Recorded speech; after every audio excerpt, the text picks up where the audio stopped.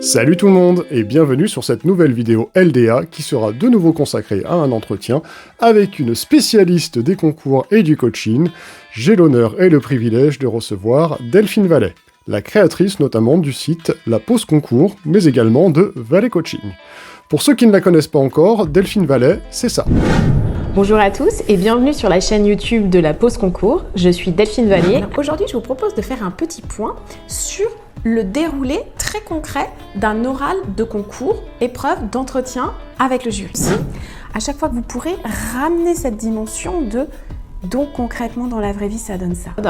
Restez très solide là-dessus sur les fondamentaux et dites-vous que si vous prenez du plaisir à écrire et à avancer des idées, ce sera très palpable pour votre jury. Bon courage à tous!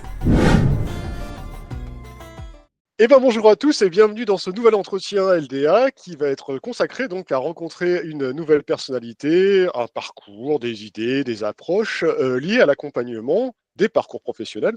Et aujourd'hui, on va avoir un angle un petit peu plus spécifique sur notamment l'aspect coaching de concours de la fonction publique. Et pour cela, j'ai le plaisir et l'honneur de recevoir une personnalité que vous connaissez peut-être déjà, qui se nomme Delphine Vallet. Bonjour Delphine. Bonjour Luc, merci pour cet accueil et merci pour l'invitation. Je suis ravie d'être avec vous. Plaisir. Eh bien, grand merci à toi en tout cas d'avoir accepté. Ça me fait vraiment plaisir de t'avoir aujourd'hui parce que j'ai l'impression de recevoir un petit peu une légende. Voilà, on va dire. J'ai peut-être un petit peu exagéré, mais c'est vrai que je pense que tu as quand même un nom qui est connu. Alors, peut-être Delphine Vallet, mais vous la connaissez peut-être aussi également à travers ton activité principale, ta société qui s'appelle La Pause Concours. Je suis dans le juste. Tout à fait. Ok. Tu es dans le juste. Très bien. Et bien écoute Delphine, je te propose que pendant cette heure à venir, on fasse connaissance pour les personnes qui ne te connaîtraient pas encore, savoir qui se cache derrière la pause concours, ton parcours, toi en tant qu'ancienne agent public de la fonction publique d'État, aujourd'hui activité indépendante, et puis tu nous dises peut-être 2-3 petits conseils, approches ou témoignages que tu aurais vus sur ton approche d'accompagnatrice, notamment sur les concours administratifs. C'est tout bon pour toi? Avec plaisir, c'est tout bon. Avec plaisir. Quelle est ta météo du jour, Delphine, en ce triste jour de février en France, même si c'est la Saint-Valentin? En France, c'est grisou. Ouais, comment ça va chez toi? Chez moi, ça va très bien, même si c'est grisou aussi. Non, c'est une bonne météo. Je suis contente. J'aime bien les vendredis parce que les vendredis, c'est les journées justement que je dédie aux réseaux sociaux. Donc, c'est là où souvent je fais des vidéos, des interviews, tout ça. Et donc, j'aime bien cette idée-là. Le vendredi, c'est cool. C'est la journée où je me pose, pas de rendez-vous et où je peux parler. Donc, c'est bien.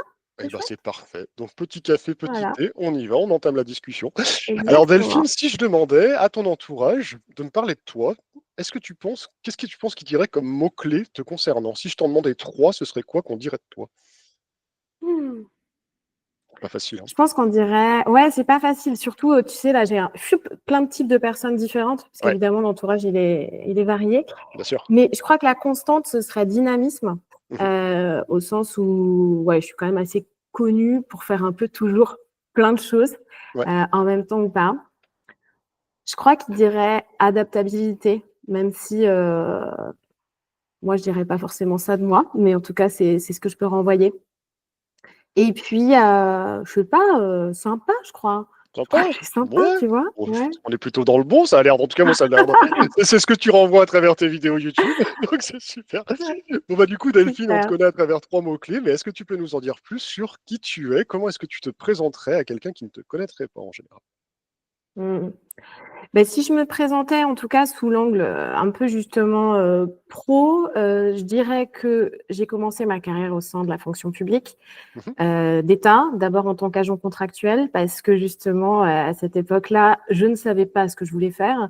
Et j'avais une seule idée, c'est de ne pas faire le même métier et le même truc toute ma vie. Et je m'imaginais bien à tort que être fonctionnaire, ça voulait dire passer un concours et après être figé sur un poste. Tu vois, première grosse erreur. Mais donc, c'est pour ça que je ne voulais pas passer de concours. Et puis, donc, je suis rentrée comme ça au ministère de la Santé sur un poste juridique parce que j'ai une formation juridique. Et là, mais ça a été la révélation. Mais vraiment la révélation, tu vois, sur les fonctions, les missions, l'environnement. Enfin, c'était vraiment super.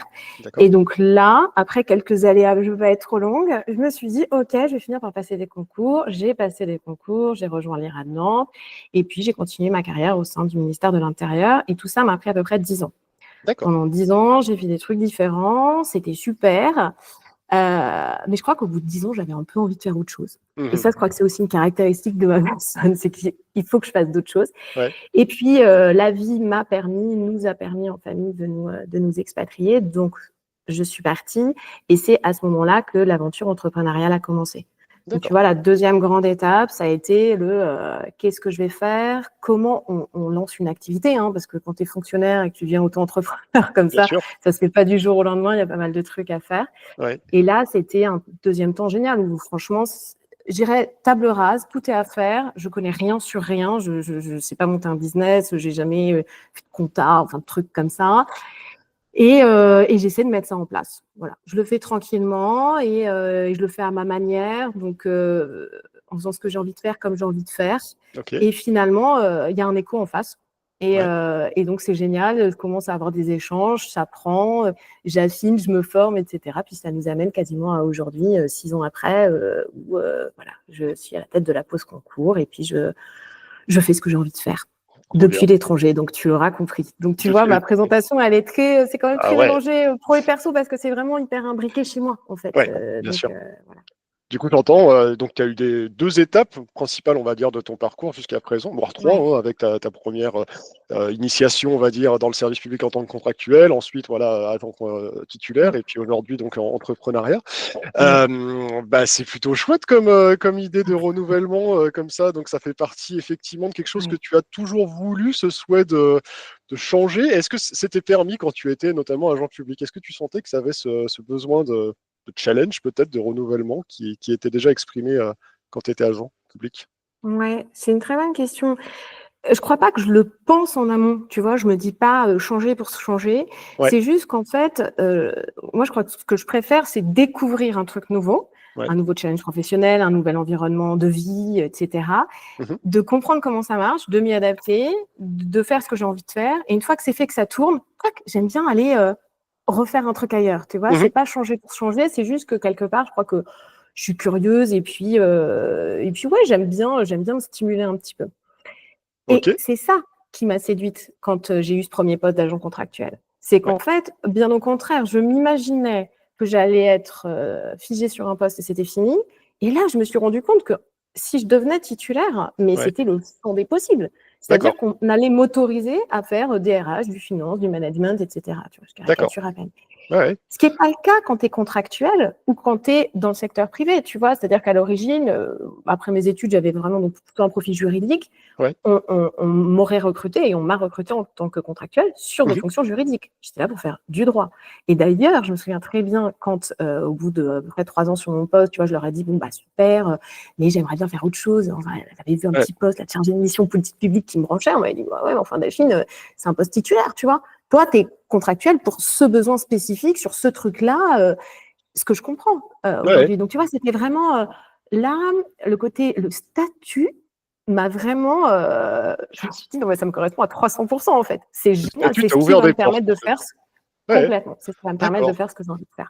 Ok, Ouais. donc du coup, c'est assez rare qu'on entende ce discours, c'est plutôt chouette. Ouais. Pour toi, le statut n'est pas enfermant, en tout cas, c'est plutôt l'inverse, quoi. Ça t'a Il n'est permis de pas faire du tout plein de choses. enfermant Ouais, mais après quand je dis ça, c'est pas, une vision angélique ou ouais, ouais. c'est pas naïf, c'est juste, hein, tu prends un statut et il faut en tirer les logiques et les avantages jusqu'au bout, en Ouais, construisant son parcours professionnel. ouais. Donc en allant bousculer des portes, en allant leur dire: «OK, ben moi, très bien, j'ai jamais fait par exemple de RH», j'ai fait des RH après, dans ma carrière, c'est pour ça que je dis ça et je Ouais. me souviens très bien lors de l'entretien de recrutement, de leur dire: «Bon d'accord, hein, jamais étudié les RH, j'ai jamais bossé dans les RH, même pas un petit stage, de rien du tout, mais je suis capable d'apprendre. Je Ouais, suis ouais. capable d'apprendre, je suis attachée, je sors des IRA, j'ai été formée à ça. C'est la logique du corps, c'est la logique du concours. Mhm. Donnez-moi une chance. Et puis, je vais vous apporter autre chose. Je vais vous apporter un regard juridique, je vais vous apporter une approche managériale, etc. Tu vois.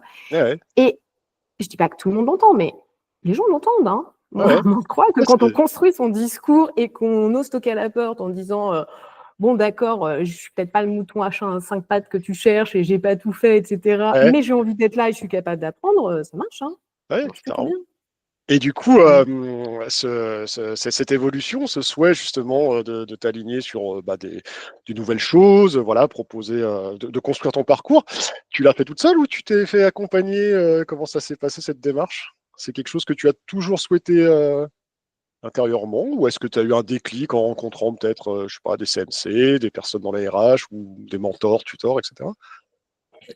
Alors là, bah non, j'ai rencontré personne. Toute seule. Ouais, alors toute seule, oui et non, parce que tu sais, comme je te l'ai dit, quand je suis partie, donc le projet d'accompagner des agents publics, il a mis du temps à maturer. J'ai quand même mis du temps à le trouver. On y reviendra sûrement. Mais en tout cas, quand à un moment j'ai identifié ce truc-là, d'accompagner les agents publics dans leur transition professionnelle, que ce soit sous forme de concours ou autre type d'évolution, Ouais, je me sentais pas du tout légitime pour me lancer comme ça. Donc en d'accord. fait, j'ai repris une formation et j'ai fait une formation certifiante en coaching, donc Ok. en accompagnement. Et c'était quand même celle que j'ai faite, je ne vais pas rentrer en détail là-dessus, mais c'est une formation qui durait 10 mois. Tu vois, Ouais, donc ouais. pendant 10 mois, j'avais des rendus à faire, j'avais des espèces de contrôle continu. À Mhm. la fin, j'ai soutenu un mémoire. Donc j'ai vraiment été formée au Ouais, coaching et à l'accompagnement. Et bien évidemment, quand tu te formes au coaching et à l'accompagnement, bah, tu es ton premier produit, tu veux quoi. Donc, effectivement, toutes les techniques, toutes les questions, toutes les introspections, bah, je me les suis posées en même temps que je faisais la formation. D'ailleurs, on a d'accord. souvent des sessions d'échange avec les collègues dans la formation où on teste des Ouais. trucs les uns sur les autres. Donc voilà. Donc je me suis pas fait accompagner en tant que tel par un coach ou un CMC extérieur comme Mhm. ça, mais je dirais que j'ai fait le job en même temps que je me formais, tu vois. Et du coup, comment t'es venue l'idée de te dire, je passe d'un poste voilà, titulaire, fonction publique, à Mmh. l'entrepreneuriat, au niveau indépendant, pour accompagner des gens? Pourquoi d'où est venue cette idée? Comment tu t'es dit, tiens, j'ai envie de faire ça demain? Ouais. Non, mais je me suis pas dit ça. La vérité, c'est que je me suis pas du tout dit ça. Ou alors, pourquoi tu as Si, choisi cette formation, par exemple? Enfin, tu vois, enfin, qu'est-ce que. mais en fait, l'élément déclencheur, ça a été l'expatriation. Tu D'accord, vois, c'est là où le perso et le professionnel rentrent vraiment en ligne de d'accord. compte. C'est que au bout de 10 ans de cette carrière dans la fonction publique et en poste, euh, je venais d'avoir mon deuxième enfant. D'accord. Mes deux aînés sont assez rapprochés. Et en fait, j'avais un peu envie d'une pause, j'avais envie de recul, j'avais envie d'être un peu avec eux, etc. Et mon conjoint, lui, il avait envie d'une expérience à l'étranger. Et D'accord. donc, si tu veux, c'était le très bon prétexte, l'alibi parfait pour moi, de dire, allez, hop, je m'extrais un petit peu, je suis mon conjoint, donc je fais du suivi de conjoint, comme ça, je peux m'occuper de mes enfants, tranquille, tu vois, c'est un peu la mauvaise conscience, Bien sûr. parce que je trouve que c'est quand même pas évident sinon de prendre des pauses dans la fonction publique ou ailleurs et d'assumer le fait, par exemple, de prendre un congé parental. En tout cas, tu vois, Bien pour sûr. moi, ça aurait été un petit peu compliqué, je pense. Donc là, Ok. ça m'arrangeait bien. Ok. Et résultat, on est parti. Et en revanche, bon, tu l'auras compris, je pense avec mon tempérament, etc., c'était évident que j'allais faire quelque chose. Ouais. Mais je ne savais pas encore vraiment quoi, tu vois. Ok. Et donc, D'accord. pendant, je dirais, à peu près 6 mois, on était à ce moment-là à côté de Londres. Et donc, j'étais avec mes petits qui étaient vraiment petits. Et ça a été vraiment 6 mois de réflexion. D'accord. Mais qu'est-ce que je peux faire? Qu'est-ce que je veux faire? Comment je vais le mettre en place? La vérité, ça a été une période très difficile, hein. C'est que, en fait, au début, tu perds un peu tout feu, tout flamme, ou quand j'en parle avec les gens, tu sais, ils disent: «Ah là là, mais 6 mois pour faire ce que tu veux, mais c'est génial!» Et en Mhm. fait, 6 mois, quand tu sais pas ce que tu veux et où Ouais. tu vas aller et si ça va marcher, mais c'est plutôt le gouffre, l'infini du vide, quoi. C'est assez terrorisant. Ouais, bien sûr. Et voilà, donc je suis un peu passée par toutes les toutes les étapes. Et c'est là où j'ai fait ouais, les petits trucs qu'on peut voir en coaching, en accompagnement, de se dire mais qu'est-ce que tu aimes faire, dans quel environnement tu aimes travailler, etc. Et dans les points très marquants qui sont ressortis, il y a vraiment eu ce truc-là d'accompagner les autres. D'accord. Il y a vraiment eu enfin, tu l'auras compris, enfin, je crois quand même que j'ai eu un gros coup de cœur pour le secteur public, quoi, très Bien clairement, qui sûr. n'a pas vraiment cessé. Ouais. Et moi, j'avais envie de continuer à bosser pour le secteur public, en tout cas pour les agents publics, etc., mais avec une autre casquette. Donc, tu vois, je me disais, OK, la cible, ce serait plutôt, je veux rester dans le public, les agents publics, j'aime l'accompagnement et je suis à distance. Et en Mhm. plus, j'ai quand même des contraintes familiales qui font que je peux pas dire, OK, je bosse de 8 heures à 14 heures tous les jours, ça va pas Bien sûr. marcher, quoi. Ouais. Donc, il me fallait un truc super flexible. Et puis voilà, le coaching, bah, ça a été la résultante de tout ça, tout simplement. Tu vois, je Trop bien. l'appelais un peu mon activité sac à dos, que je pouvais mettre en place comme je voulais, où j'allais accompagner les autres dans un champ que moi, j'allais définir et déterminer, et avec un statut, celui de l'auto-entrepreneur, qui me permettait de bosser où je veux et quand je veux. Trop bien. Super. Ouais, Donc, 6 ça, ans que tu c'était fais cool. ça désormais, c'est ça? Ouais. Trop Ouais, bien. c'est Et fou. du coup, quel bilan t'en tires là, à 6 ans d'ancienneté dans cette activité? C'est un renouvellement constant. Auto-entrepreneur, ça, j'avais une très bonne amie qui se lançait un an avant moi qui me l'a dit, c'est les montagnes russes émotionnelles. Ouais. Mais c'est vrai, tu vois, c'est vrai. Enfin, honnêtement, tu te dis, ça marchera jamais. Ah, génial, j'adore ce que je fais. Enfin, Ouais.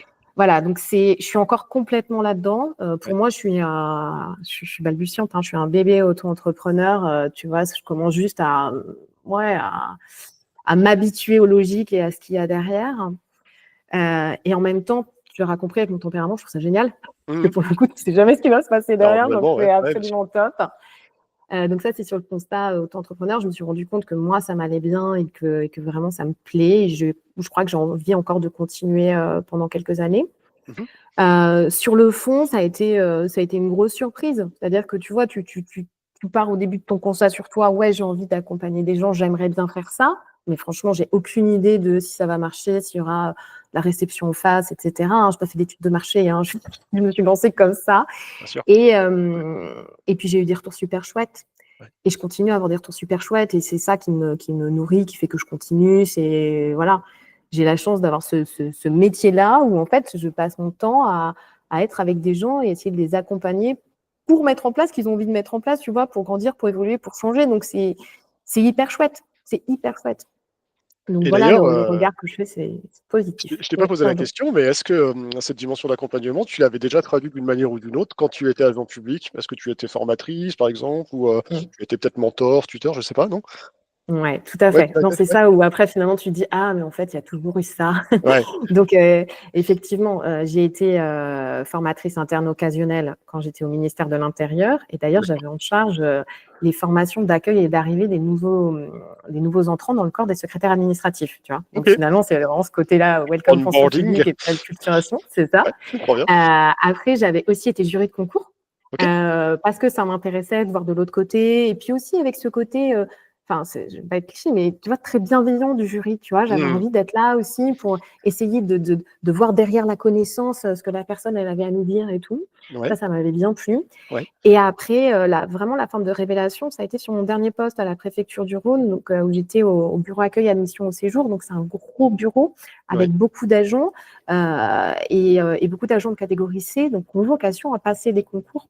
Mmh. Et pour certains, pour ces agents-là, pour des VI qu'on avait avec nous, ils me posaient des questions. Je me dis, mais vous, comment vous avez fait? Vous avez passé aussi en interne? Comment c'était? Tu vois? Et puis, il y avait vraiment ce côté partage sur Mmh. moi, mon expérience, qui a commencé à mettre une petite musique de me dire, en fait, il y a un vrai besoin. Ouais. C'est-à-dire qu'il y a un vrai besoin de partager, d'expliquer, je dis souvent partager les codes, tu vois, Ouais, dire bien comment sûr. ça se passe, ce qu'il y a derrière, ce qui se joue et tout. Et puis, puis j'avais beaucoup de plaisir à faire ça. Donc, effectivement, c'est pas venu de nulle Il y a part. pas de nulle Mais part, ouais. je l'identifiais pas du tout à l'époque, tu vois. Et Ouais. toi-même, quand tu as passé ton premier concours, tu t'es préparé de quelle manière, d'ailleurs? Ah! Ah ouais. Non, je rigole parce que, bah, évidemment, des concours, j'en ai passé plein. Enfin, je sais pas, je dis évidemment, mais je sais Ouais. pas. Alors, tu vois, j'ai eu les concours où j'étais complètement à côté de la plaque. Alors, les concours à côté de la plaque, c'est ceux où, en gros, j'avais aucune idée de ce qui m'attendait, de ce sur quoi j'allais être évaluée, mais même presque du contenu de l'épreuve. Alors ça, typiquement, j'ai 2 exemples où je me suis bien ramassée. Le premier, c'était Sciences Po Paris en admission parallèle. Donc, tu vois, j'étais beaucoup plus jeune, j'avais 22 ans. Enfin, c'est le truc où tu rentres en bac plus 4, là. Ouais, bien sûr. Je passe les écrits, je me retrouve donc au grand oral. En fait, j'ai aucune idée de ce que c'est qu'un grand oral, quoi. Et mon frère, à l'époque, je sais pas pourquoi, me dit, écoute, je vais demander à un prof de droit public de te préparer. Ouais. Ok, gentil, hein, le prof de droit public, mais en gros, il m'a préparé en me faisant une CS de droit public, tu vois. Donc, bon, voilà. Donc, moi, je suis arrivée, pof. Et puis, genre là, la première question, c'était présentez-vous. Alors, déjà, de ma vie, je ne m'étais jamais présentée. Bon, Ouais. j'avais 22 ans, mais enfin, cela dit, il y a énormément de gens, même à 35 ans, ils n'ont jamais eu ce truc-là. Présentez-vous, tu vois. Bien sûr, ouais. Et je ne Ouais. l'avais pas préparé, donc je te laisse imaginer le truc. Et puis, je me souviens de la deuxième question qui était mais pourquoi est-ce que vous voulez rejoindre Sciences Po Paris? Et franchement, mes 2 arguments à l'époque, c'était j'ai trop envie d'aller vivre à Paris, c'est super cool. Ouais. Et Je reviens d'Erasmus et je veux repartir à l'étranger. Donc, Ah, bah, voilà. au moins, ça a le mérite d'être franc, Non, mais, tu me diras. non, mais bien sûr qu'évidemment, bon, ils ont dû me trouver gentil, ils se sont marrés et on m'a dit au revoir, mademoiselle, quoi. Après, avec du recul, je me suis dit, mais vraiment, quand j'y repense, mais n'importe quoi. Ouais, Et cela dit, j'ai quand même à peu près refait la même d'accord. à l'oral de la PENA. Donc, tu sais, la pré-PENA, quand tu es fonctionnaire, tu peux faire ça. Ouais. Donc, pareil, je réussis les écrits, j'y vais à l'oral. Ah, et là, j'avais un peu préparé, mais j'ai fait ce qu'il faut surtout pas faire. J'ai menti. C'est mal. Et en fait, je présentais moi la PENA parce qu'à Ouais, l'époque, je voulais être directrice d'hôpital. Tu vois, c'était d'accord, une espèce de rêve. Je trouvais ça fascinant. Je trouvais que c'était un super métier et tout. d'accord. Et je me disais, la meilleure manière pour réussir ce concours, c'est de faire la PENA, tu vois, parce que c'est un peu la prépa d'excellence pour Ouais, les bien A+. sûr. Ouais, Enfin, j'imaginais ça. Et donc, j'y vais, et puis je me dis un deuxième truc, je me dis, non, mais attends, en revanche, Delphine, tu vas pas faire comme Sciences Po Paris avec un projet pro carton. Donc, ne leur parle surtout pas de directrice d'hôpital, puisqu'après tout, c'est la prépa de l'ENA, ouais, parle-leur de l'ENA. d'accord. OK. Et donc là, je me prépare un truc et je pipote une espèce de projet sur mes rêves les plus fous à l'ENA et en tant qu'administratrice. Et le truc, j'ai jamais eu envie de passer l'ENA. Je n'en ai jamais. Et je pense que ça sonnait tellement faux, quoi. Mais Ouais, c'est ça. tellement faux qu'ils s'en sont rendus compte tout de suite. Ouais, Et donc pareil, l'oral était sympa, mais j'ai eu une note vraiment nulle. Je ne sais plus combien, mais nulle. ok. Et puis, au débrief avec le président du jury, parce qu'à ce moment-là, j'étais dans une logique concours. C'est la même année où j'ai passé les IRA et tout. Et puis, il me dit, ah, comment vous allez, madame? Je dis, ah, bah, ça va bien, je rentre aux IRA, je suis contente. Puis, j'ai aussi passé IAS, j'avais aussi lu inspecteur des affaires sanitaires et sociales. Finalement, j'ai fait IRA, enfin, je lui raconte un peu ma vie et tout. Puis, il me dit, mais pourquoi vous ne nous avez pas dit ça à l'oral? Je dis, bah, parce que c'était la C'est prépa l'ENA. ENA, quoi. Quand même que j'ai l'air un peu ENA. Ouais, bien Et, sûr. là, et en fait, c'est pour ça qu'on ne vous a pas prise. On s'est Ah dit, ouais, mais c'est quoi ce projet en carton? Et en ah ouais, plus, je les avais choqués sur le fait qu'à cette époque-là, j'étais contractuelle, j'avais genre 29 ans. Et le seul concours dont je parlais, c'était l'ENA. Et eux, d'accord. ils se sont dit, mais attends, elle n'a pas passé un seul concours de sa vie, elle Ouais, est contractuelle depuis 4 ans et ouais, sortie de l'ENA pour un salut, tu vois. ouais. Donc, bon. Et puis après, ça n'a pas marché. Et puis, j'ai perdu ta question. Puis oui, donc j'en ai passé Et d'autres. J'ai passé voilà, est-ce que tu t'étais IAS. préparé, du coup, t'étais plutôt en Amazon des concours, quoi. Tu y allais un petit peu Ouais, je directement suis comme allée un ça. peu comme ça. Après, IRA, Ouais, j'avais quand même, si j'avais travaillé, si tu veux, mais j'ai travaillé, mais ouais, je travaillais toute seule, mais toute seule avec tous les rapports du jury. Enfin, ouais, c'était vraiment, d'accord. ok, Avec une j'avais quand méthodologie. même une idée, voilà, une méthodologie. Et puis donc, j'étais contractuelle à ce moment-là, donc je travaillais aussi avec beaucoup d'attachés qui étaient passés Oui. par les IRA, donc j'avais aussi beaucoup parlé avec eux. C'est quoi votre parcours, comment vous y êtes pris, etc. Tu vois, je suis Hmm, pas allée au talent, hein, je crois que ça n'aurait pas marché. ouais, Et idem sur le Principalat. Hein. Le Principalat, je me souviens, on avait eu une formation en interne à la préfecture du Rhône, mhm, qui était très bien d'ailleurs, qui était faite par des gens de la préfecture qu'ils avaient monté pour répondre selon un besoin parce que ils estimaient que les formations proposées n'étaient pas à top. d'accord. Ils nous avaient fait un truc très mentorat, Ouais, très axé justement sur l'identification de tes compétences, sur les projections professionnelles dans le grade, etc. Et ça d'accord. m'avait vraiment beaucoup aidé. Beaucoup D'accord. aidé. Super. Ah, c'est Ouais, top.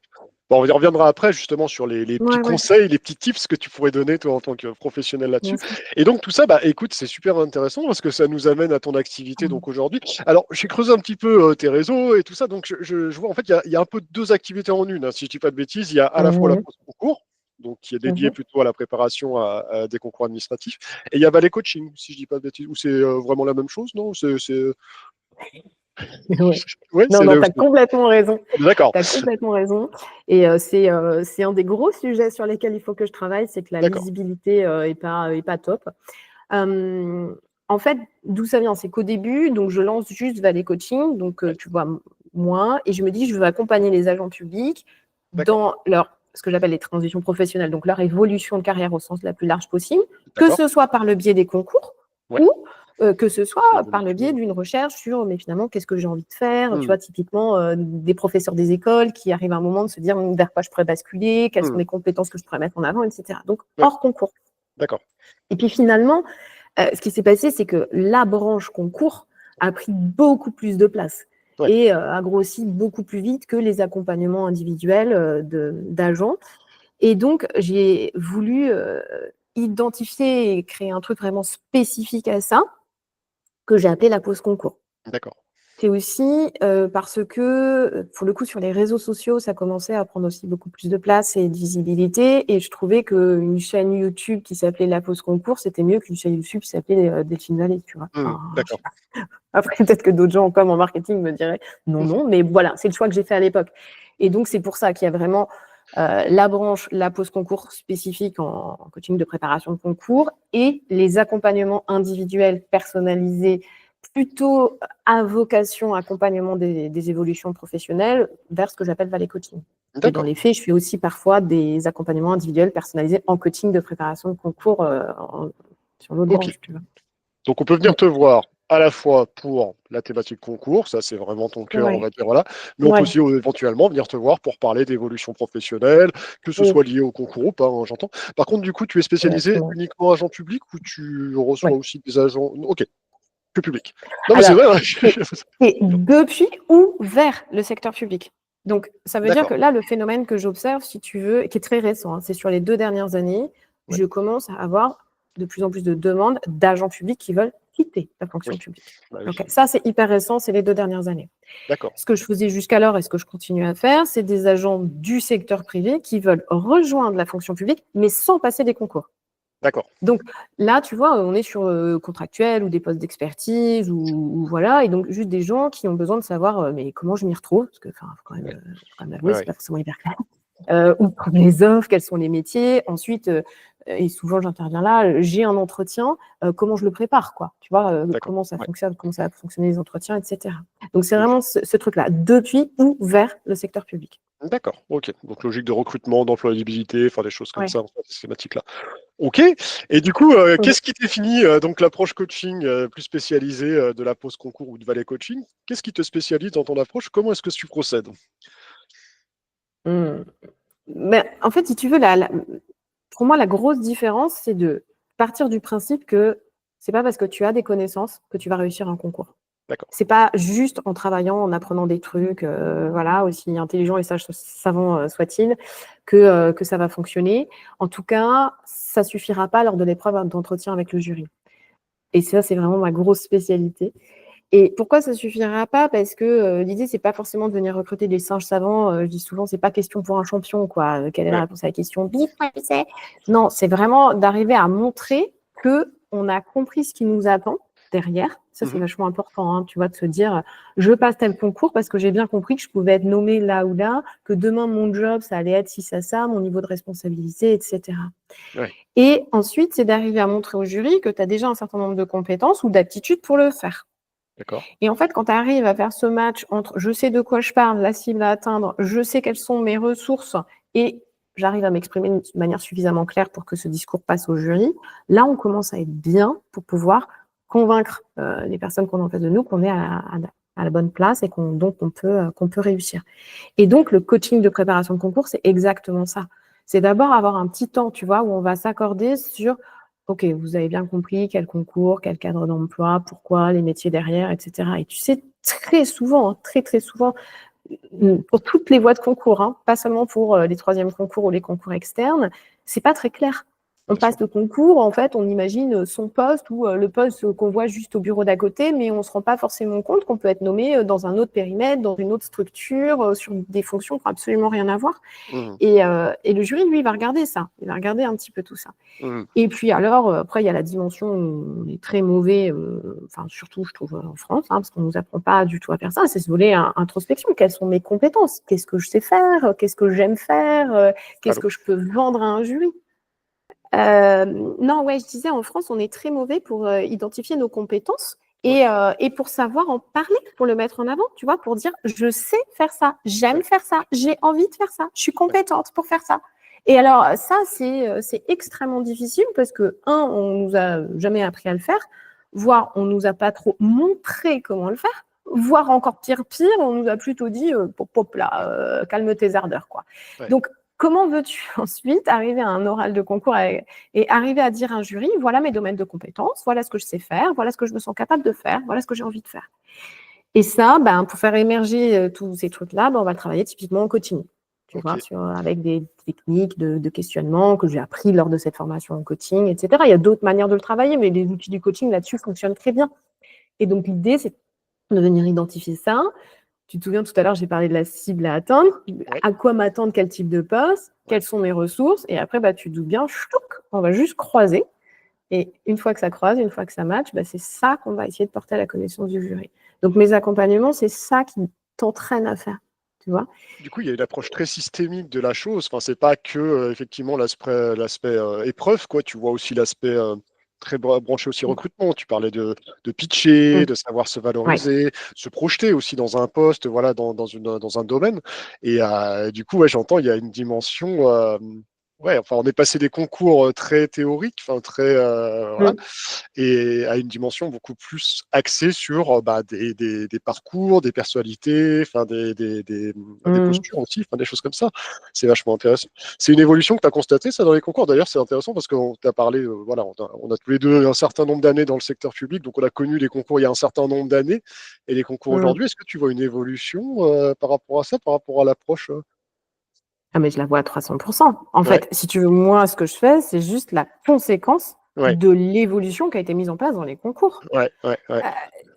C'est pas moi qui ai inventé le pitch, la présentation du parcours, la valorisation des carrières. C'est eux, côté organisation des concours et jury et rapport des jurys. Et moi, j'en ai été ravie. C'est clair que j'adhère à cette ligne, beaucoup plus qu'à une ligne très académique, grand oral à l'ancienne, t'enchaînes les réponses sur les questions.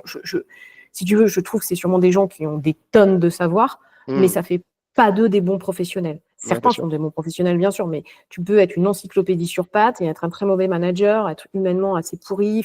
Donc, voilà, je trouve que le format des épreuves aujourd'hui, qui va vraiment essayer d'aller comprendre comment travaille quelqu'un et comment elle pourrait travailler demain, est beaucoup plus intéressante. Donc, je pense que cette nouvelle philosophie m'a plu aussi, et c'est aussi pour ça que j'ai eu envie, à ma petite échelle, d'y participer. C'est vraiment ça le truc. Et oui, j'ai vu la différence, et je fais une vidéo là-dessus, mais je crois que il faut en parler peut-être plus. Tu vois, moi, dans mes concours que j'ai passés, j'ai quand même vécu des oraux pas rigolo, quoi. Ce que j'appelle souvent l'oral à l'ancienne, où je me suis juste fait bombarder de manière extrêmement désagréable, avec des propos qui étaient limite corrects, quoi, quand j'y repense. Enfin, déjà, en sortant, j'avais ce sentiment-là, et il n'a pas changé 15 ans après, donc je trouve que c'était vraiment pas sympa. Et ce type d'oral aujourd'hui, c'est fini la plupart du temps, et tant mieux, parce que je trouve que c'est pas constructif. En plus, le résultat, ça brise un peu des candidats, donc je trouve ça un peu débile. Ça se fait encore un peu sur certains concours, notamment tous les concours, tu sais, un peu sur des corps d'inspection, ou sur des trucs un peu sécurité. Je peux comprendre, tu vois, tu veux bousculer la personne pour la mettre dans une situation de tension, parce qu'il y a d'autres choses qui sont observées. Donc, sur ces concours-là, je comprends, mais sur des concours, comme on a passé nous, des concours administratifs, généralistes, soyons aimables, quoi. C'est clair. Moi, je raconte toujours, c'est une anecdote que je raconte très souvent, mais le premier concours que j'avais passé en externe à l'époque, c'était en 2006, j'ai été recruté sur un sujet de culture G sur la famine en Afrique pour aller travailler au ministère de l'Équipement. Est-ce que ça faisait de moi un bon professionnel derrière? Alors, un bon parleur, oui, très clairement, voilà, parce que j'arrivais, mais très clairement, que je me dis toujours, voilà, ma carrière a débuté quand même sur un truc complètement théorique qui n'avait rien à voir avec, alors si, peut-être ma capacité d'analyse et tu vois, d'expression, mais sans plus, quoi. Enfin, après, le reste, c'est vrai que ça a beaucoup changé. Tu penses que les concours aujourd'hui, c'est un recrutement comme un autre, c'est un acte de recrutement comme un autre, ou ça garde une spécificité? Ouais, t'as vu les yeux qu'on fait. Non, je pense que c'est pas un mode de recrutement comme les autres, parce que les concours, c'est pas juste cette dernière épreuve d'entretien avec le jury. C'est encore bien souvent des épreuves écrites. Enfin, voilà, encore une fois, ça dépend des voies de concours, ça dépend des concours, etc. Mais donc, voilà, c'est quand même un processus de recrutement tout à fait particulier encore aujourd'hui. Et tu penses que ça ou ça pourrait évoluer? Je pense que ça évolue, tant sur comment dirais-je, le modus operandi des concours en tant que tel, que sur la place réservée au recrutement par concours. Tu vois, aujourd'hui, on a quand même de plus en plus de contractuels ou de vacataires, en tout cas de gens qui ne sont pas titulaires dans la fonction publique. Et je crois qu'il faut vraiment aujourd'hui admettre l'idée que c'est une voie de recrutement comme une autre, au même niveau, et pas avec ce truc-là, c'est temporaire, et puis de temps en temps, là, comme ça, hop, on va régulariser puis titulariser tout le monde. non, je crois qu'on n'en est pas forcément là aujourd'hui, puis ça ne correspond pas aux attentes de tout le monde non plus. Donc voilà, en revanche, maintenir une voie de recrutement par concours, ça me semble une bonne idée, ça me semble une bonne chose. Ouais. Ok. Et comment tu penses que, là je pose des questions un peu plus générales, mais qui me semblent intéressantes, par rapport au déficit d'attractivité, notamment du secteur public, des choses comme ça, est-ce que tu crois qu'il y a le concours, ça reste une solution, justement, une variable d'ajustement sur lequel on pourrait cibler ou pas? Et si oui, de quelle manière? Enfin, tu vois, est-ce qu'il y aurait des choses à faire à ce niveau-là? Parce qu'on sait que c'est parfois une barrière, hein, tu vois, l'aspect Oui. concours pour des candidats. Voilà, est-ce qu'ils ont envie de s'investir? Parce que c'est vrai que c'est un gros investissement, enfin, qui demande du temps. Je sais pas. Qu'est-ce que tu en penses, toi, justement, par rapport à l'attractivité des concours? Alors, je pense qu'il y a un vrai problème d'attractivité dans la fonction publique Ouais, et que les concours n'arrangent rien. Je ne crois pas que les concours sont attractifs, tu vois. ouais, Donc là, je scindrais un peu le problème, tu vois, de se dire, bon, je travaille sur l'attractivité de la fonction publique, peut-être en promouvant différentes voies de recrutement, que je disais ouais, tout à c'est ce l'heure, que une tu voie disais. concours, Ouais. mais aussi le renforcement des supports au contrat, mais aussi d'autres parcours de carrière, parcours d'entrée. Mhm. Tu vois, ce matin, je me disais, mais s'il y avait des contrats un peu courts, comme on fait aujourd'hui sur les VI, tu vois, Mhm. un truc de 2 ans, Ouais. la personne dans la fonction publique s'engage et moi, en tant qu'employeur, je m'engage à la préparer au concours. C'est-à-dire Ok. en la faisant vraiment intégrer un parcours de préparation sur les écrits, sur les oraux, etc., pour voir ce que ça donne. Ça pourrait être intéressant aussi. Et Ouais. ça pourrait permettre de se dire, bah, je suis en poste, je suis payée. Parce qu'il y a un moment, préparer des concours, moi je veux bien, mais enfin, il faut manger quand même. Donc, Ouais, c'est il sûr. faut de l'argent, tu vois. Euh, j'ai ma vie à côté qui reste maintenue, ça change rien parce que, par exemple, je sais pas moi, un jour tous les 15 jours, je suis en formation pour préparer les concours au sein de mon administration. Donc, tu vois, ça D'accord. n'impacte pas ma vie perso, ça n'impacte pas mon salaire.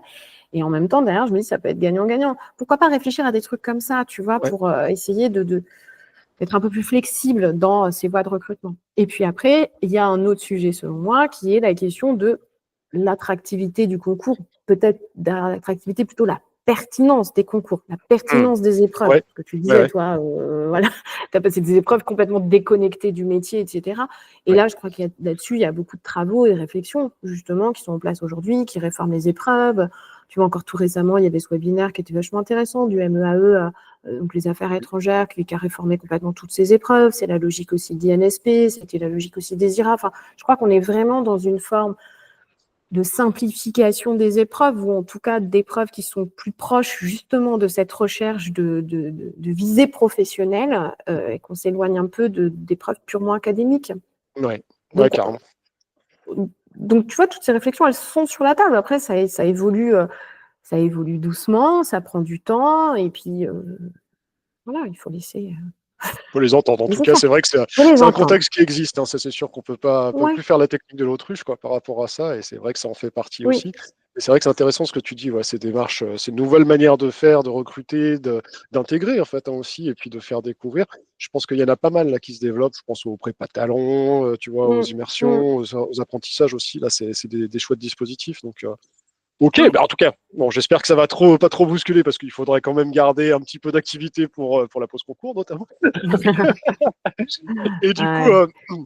par rapport à cette préparation au concours, donc tu es très active notamment sur les réseaux sociaux, donc sur LinkedIn, sur YouTube. Tu as une chaîne YouTube Ouais. notamment, c'est ça?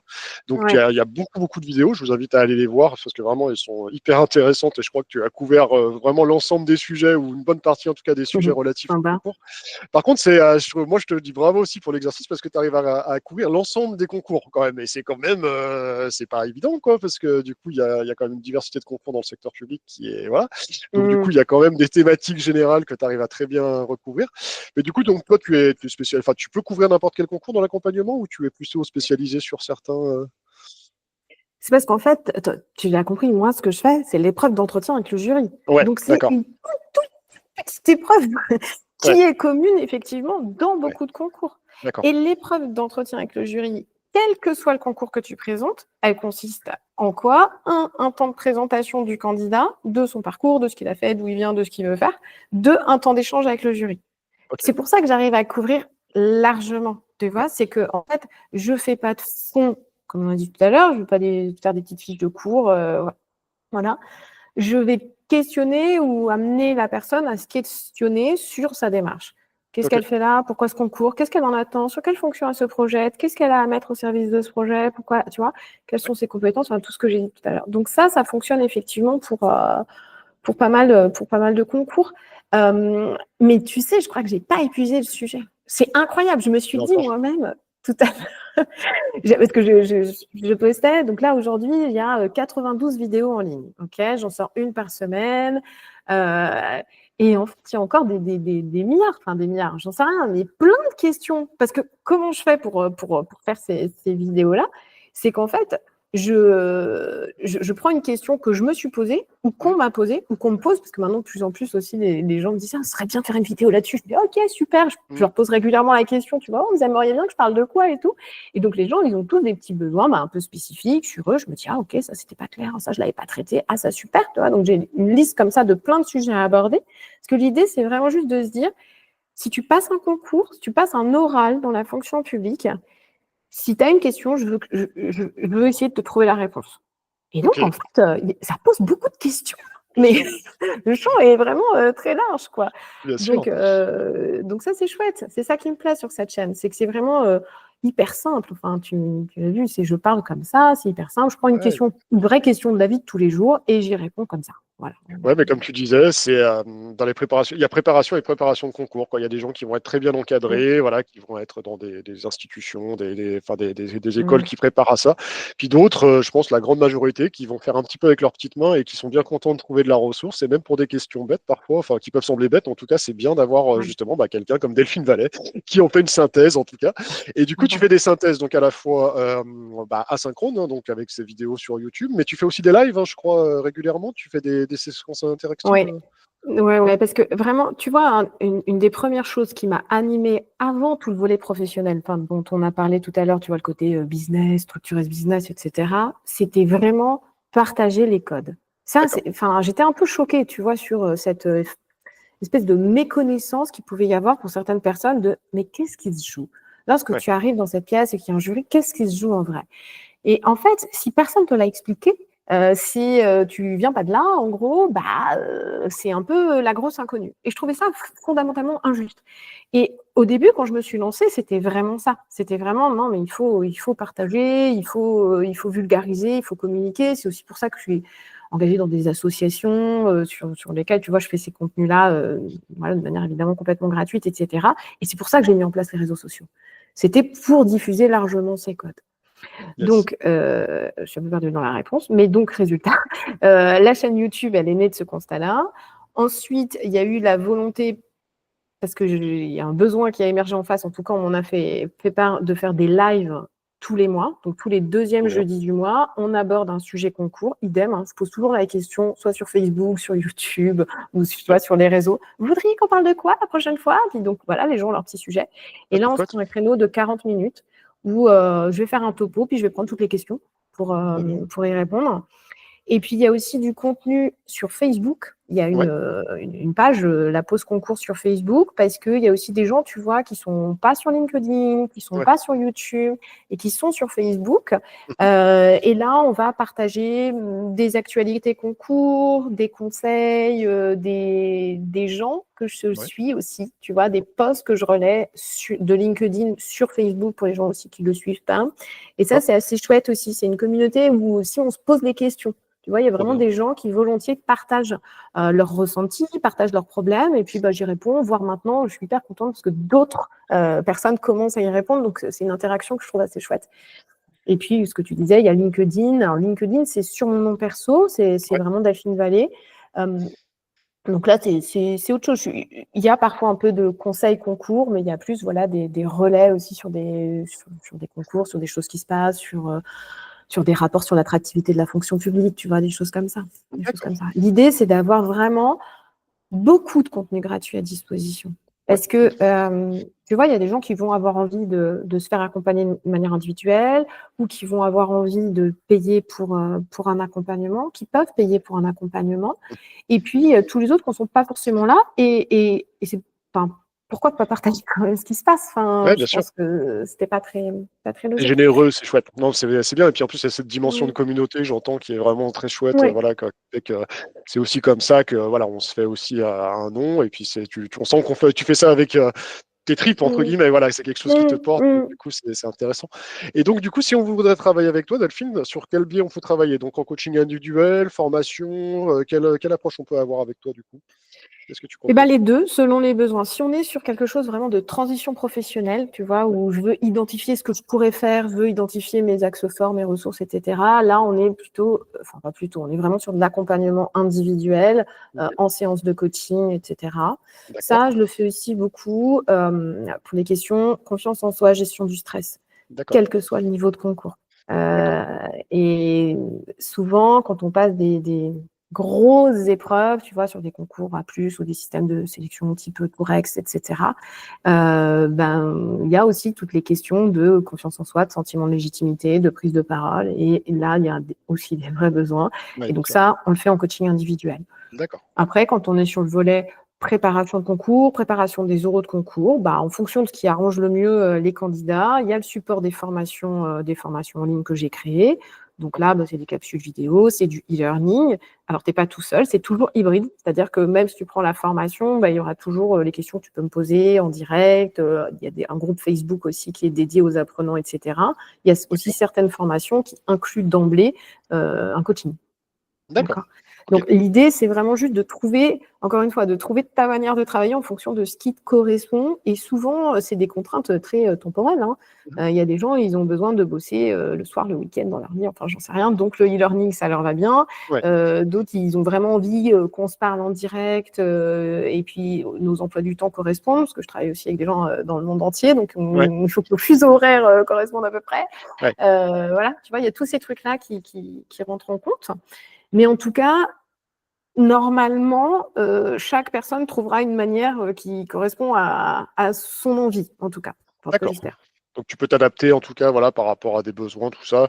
Dans tous les cas, voilà, on peut te contacter assez facilement justement pour déjà avoir Mm. une prise de contact et puis voir un petit peu ce qui peut se faire derrière, quoi, j'imagine. T'en as combien là Ouais. d'accompagnement? Tu l'as quantifié là en 6 ans à peu près? Non. Écoute, ouais, j'ai pas pris mes chiffres, mais non, mais je l'avais fait, c'est marqué sur mon site. Oui, tu as un site internet aussi d'ailleurs qu'on n'a pas parlé, mais tu as un Ouais, site. Ah, je voudrais pas dire. visiblement, Pas je te dire. sens fort. Ouais. Non, mais en fait, non, oui, oui, j'ai un site internet. Non, j'étais encore sur le chiffre. En fait, le chiffre, il est énorme. Et je ne veux pas dire de bêtises, mais parce que je fais aussi des accompagnements collectifs, hein. Je Ouais, travaille ouais, aussi pour des structures. Donc, d'accord. tu vois, j'ai bossé pour des PFRA, j'ai bossé pour des écoles de la fonction publique. Donc, de fait, bah là, on avait des groupes, quoi. Ouais, Donc, c'était ouais, plus facile. ouais. C'était vraiment plus facile de tout de suite d'en avoir beaucoup plus. Ouais, là, j'ai mis 500 sur Valley Coaching. Je sens que j'en ai beaucoup plus que ça. Pas mal. C'est déjà pas mal quand même. Ça fait un Ouais, beau mais petit je pense chiffre. que j'en ai eu beaucoup plus que ça. Mais bon, voilà, peu Ok, importe. Mm. ça marche. Bon, bah, puisqu'on est. Alors, on va terminer sur cette thématique concours rapidement. Et puis, je pense qu'il y a des gens qui nous regardent éventuellement, qui sont dans cette préparation de concours éventuellement. Est-ce que tu aurais, Ouais. très synthétiquement, hein, parce qu'effectivement, voilà, allez, 3 conseils majeurs que tu donnes à des gens qui se lancent dans une démarche de concours? Allez, on va dire plutôt à l'oral, parce que c'est plutôt la spécialité voilà, que tu représentes. Mm. Quels seraient 3 conseils majeurs que tu pourrais donner à quelqu'un qui va demain passer un oral de présentation avec un RAEP, enfin voilà, classique, le truc Mm. pitch, tout ça. Ce serait quoi que la papesse des concours suggérerait? Le premier conseil, tu l'auras compris, je le dis souvent, mais c'est vraiment la cible à atteindre.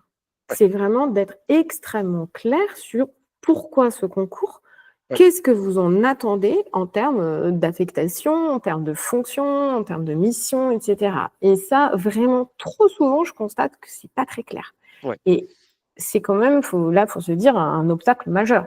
Imagine, c'est un recrutement, la personne, elle arrive, elle ne sait pas ce qu'il Ouais, c'est ça. C'est ça. attend derrière, ça ne marche pas trop. Donc, je force un peu le trait pour, voilà, pour marquer les esprits, mais vraiment être très au clair sur ce qui vous attend. Ensuite, c'est un peu bête, mais effectivement, quand même, se dire, je me fais un minimum confiance, ou en tout cas, j'y crois. C'est quand même très compliqué d'arriver à des épreuves de concours, d'ailleurs qu'elles soient écrites ou encore pire à l'oral, en se disant je vais me planter, je suis nulle, c'est pas pour moi, ils me prendront jamais. Enfin, je veux dire, c'est compliqué pour soi et ce sera encore plus compliqué de convaincre quelqu'un.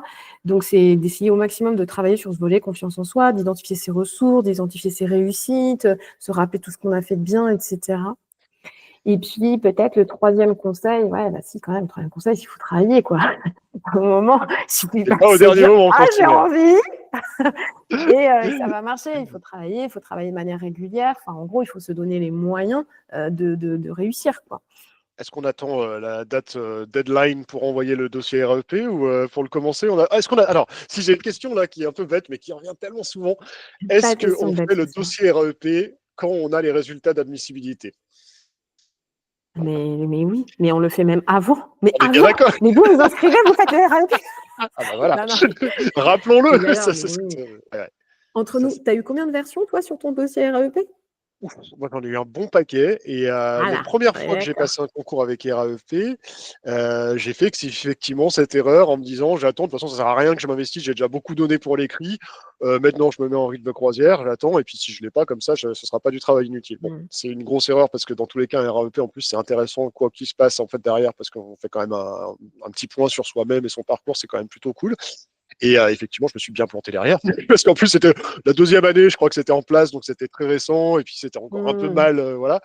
Et c'est vrai que non, le RAEP, faites-le. Mais limite, moi, là, en casquette conseiller évolution professionnelle, ce serait limite de faire des RAEP tous les ans, quoi, même si on ne passe pas de concours. Parce que c'est se poser un petit peu un temps de questions, de se dire où j'en suis, qu'est-ce que j'ai fait et qu'est-ce que j'ai envie de faire. Donc du coup, ok, pour toi, on est d'accord. Hein, c'est pas on n'attend pas l'admissibilité, on le fait dès qu'on se lance dans la démarche concours, en fait. Hein, c'est ça, hein, grosso modo. C'est vraiment une démarche, façon de comprendre. C'est exactement ça. Mais si vous ne l'avez pas fait, c'est pas grave. D'accord. C'est pas pour ça que c'est fichu qu'on passe plus le concours ou qu'on va rater, hein, conseil numéro 2. On culpabilise pas non plus, quoi. On fait ce qu'on peut comme on peut. Plus on anticipe, mieux c'est. Ce qu'on n'a pas fait parfaitement, on l'a pas fait parfaitement. C'est pas grave. C'est pas grave. Ça marche. Voilà. Est-ce que tu as des ressources à conseiller à des préparants, enfin alors de ressources sous toutes les formes, hein, ça peut être des livres, ça pourrait être des chaînes YouTube, ça pourrait être des podcasts, des choses comme ça. Est-ce que tu aurais toi des conseils hors la pause concours, bien évidemment? Oui, bien sûr. Écoute, moi je vais dire ce que moi j'aime bien pour moi. Il y a les gens que j'aime bien, que je trouve inspirants, j'aime bien leur parcours, j'aime bien ce qu'ils font, etc. Et donc, je les suis. Donc, je conseillerais à des candidats d'identifier pour leur concours, etc.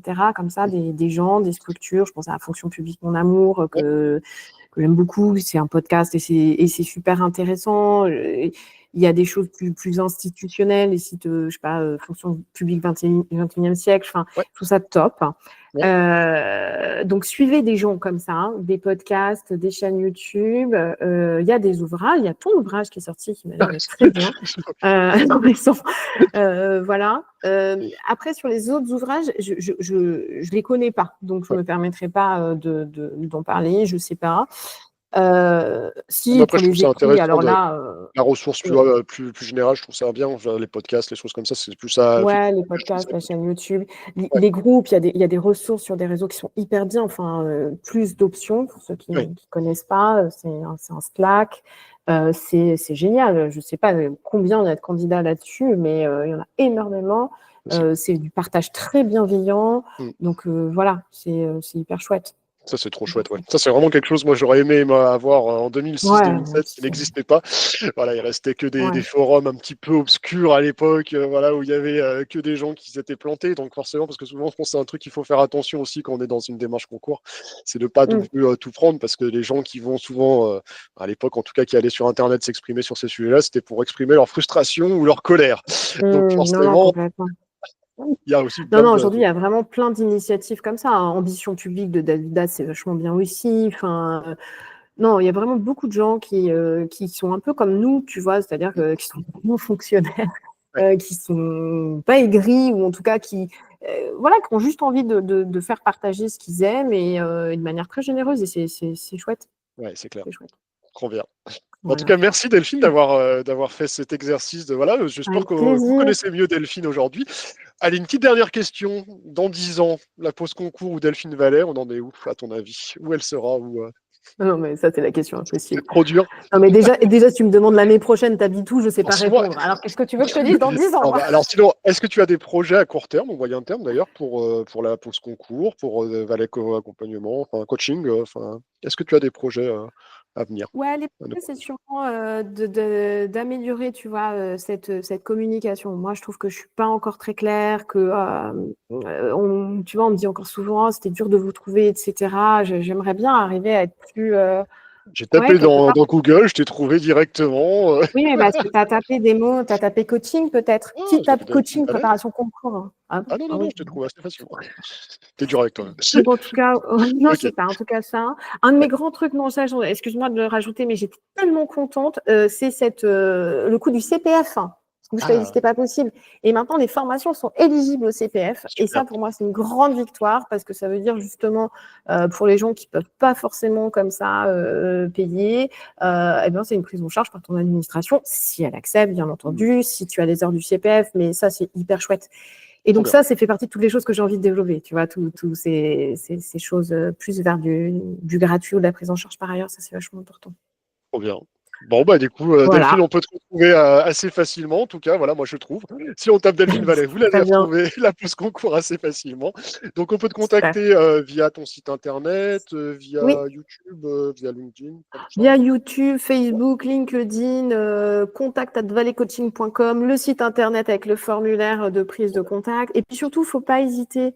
Idem, je propose des rendez-vous, tu sais, pour échanger. C'est des rendez-vous gratuits, sans engagement. Il y a trop souvent encore des personnes qui se censurent, qui disent c'est pas pour moi ou je pourrais pas me le payer. C'est pas vrai, on trouvera des solutions. Ok, donc Ok, vous censurez pas et voilà. ça marche. Bah, je mettrai tous les Venez. liens de toute façon dans le post, bien Oui, sûr, voilà, pour te retrouver. merci. Ça va? Après 1 heure de discussion, Mais ça ouais, va? c'est passé super vite, hein, c'est fou. Hein. C'est merveilleux.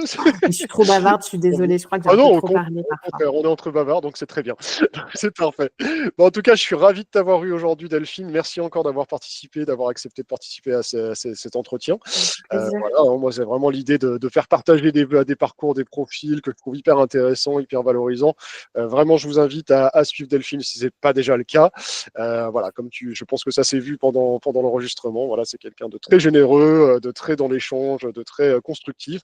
Donc vraiment, n'hésitez pas, allez faire un tour sur la pause coaching, c'est une mine d'or, pardon, la pause concours, hein, je reviens dessus. Ça marche aussi, t'inquiète.